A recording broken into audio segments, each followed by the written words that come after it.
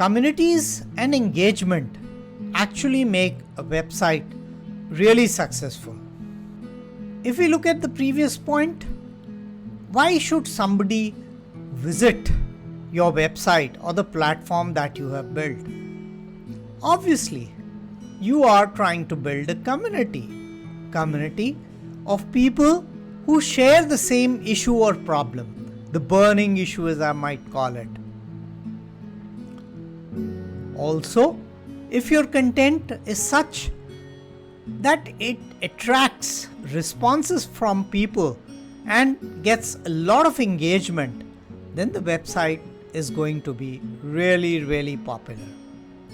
I can say the more the engagement, the more is the value of the website. Thank you and have a good day.